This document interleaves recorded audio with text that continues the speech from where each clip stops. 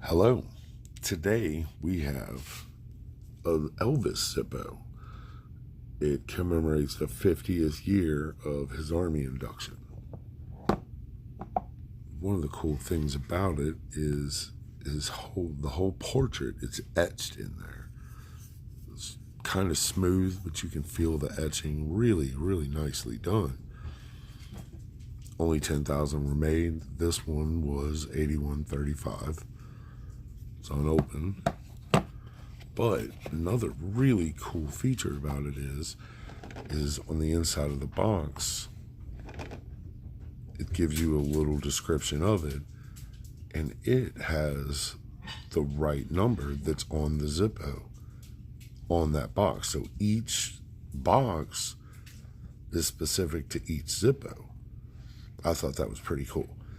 If you like it, subscribe.